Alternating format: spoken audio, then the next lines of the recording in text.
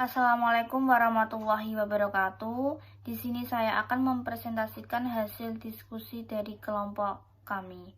Nama kelompok kami yang pertama Muhammad Akmal Prakoso, yang kedua Muhammad Irfan Maulana, yang ketiga Muhyiddin, dan yang terakhir saya sendiri Erma Novitasari.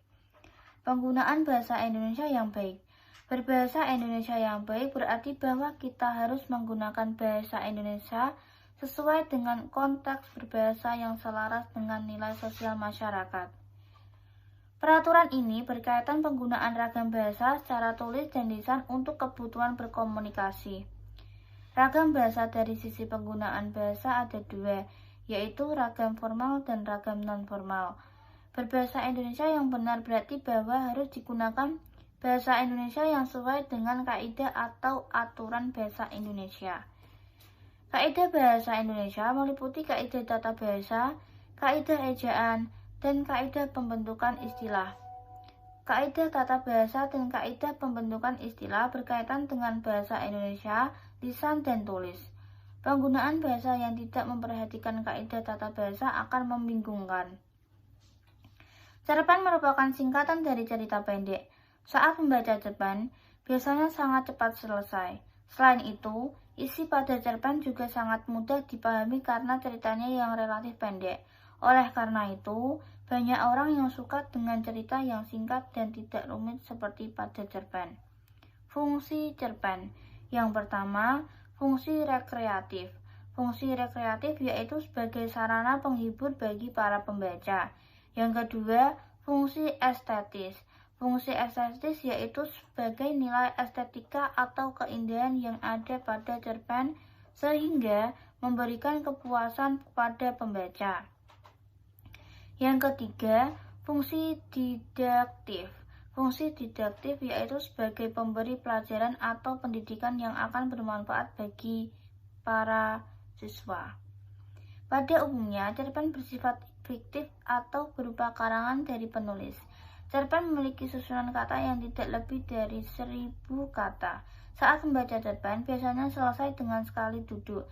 Cerpen memiliki bentuk cerita yang sangat singkat. Cerpen memiliki diksi atau pilihan kata yang tidak rumit sehingga mudah dipahami oleh pembaca. Cerpen hanya memiliki alur cerita tunggal atau satu jalan cerita saja. Kisah cerita pada cerpen biasanya berasal dari peristiwa dalam kehidupan sehari-hari. Jenis-jenis cerpen. 1. Cerpen pendek. Seperti yang kita ketahui, cerita pendek adalah jenis cerita yang kurang dari 10.000 kata panjangnya. Jenis pertama dari cerpen adalah cerpen pendek. Dan seperti namanya, cerita pendek yang satu ini cenderung lebih pendek daripada jenis cerita pendek lainnya. Panjang kata dari cerpen pendek yaitu sekitar 500 hingga 700 kata.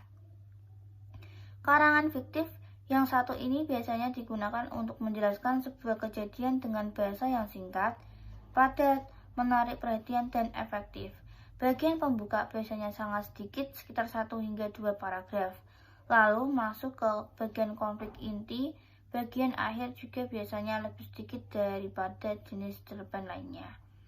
2. Cerpen sedang. Jenis cerita pendek atau cerpen yang kedua yaitu cerita pendek sedang atau cerpen sedang. Cerita pendek sedang biasanya memiliki panjang sekitar 700 hingga 1000 kata panjangnya. Cerpen sedang juga bisa ditemui dengan mudah pada buku-buku pelajaran sekolah karena dianggap efektif dan menarik perhatian. Cerpen sedang sedikit lebih panjang daripada cerita pendek sehingga bagian pembukaannya juga akan lebih panjang sedikit daripada cerpen pendek. Selain itu, penokohan dari tokoh yang cerita pendek. Jenis cerpen yang terakhir yaitu cerpen panjang. Cerpen yang satu ini biasanya dibuat dengan panjang sekitar 1000 kata atau lebih. Dan bahkan ada sebuah cerpen yang dibuat mendekati 5000 kata atau bahkan 10.000 kata. Jenis cerpen yang satu ini memiliki ciri umum yang penuturannya yang santai. Karena penulisan ini menuturkan cerita yang lumayan panjang. Biasanya bagian pembukaan dan penuturan cukup panjang pula.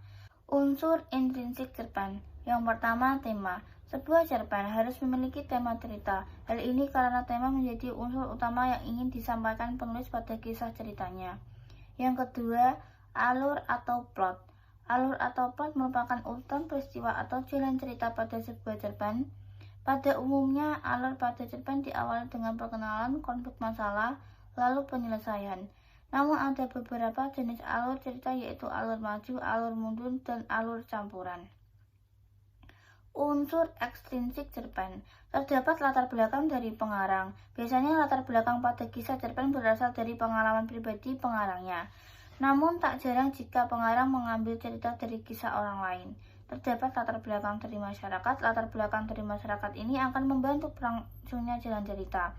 Biasanya juga mempengaruhi isi ceritanya juga.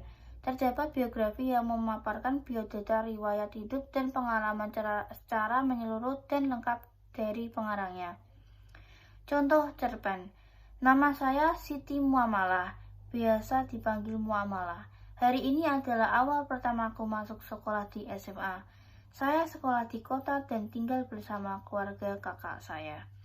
Hari pertama sekolah pun tiba. Saat berangkat ke sekolah, saya diantar oleh saudara saya. Saya dikenalkan oleh saudara saya kepada adik kelasnya, yaitu kakak kelas saya sekarang di SMA. Dia sangat ramah orangnya. Setelah itu, saudara saya langsung pulang.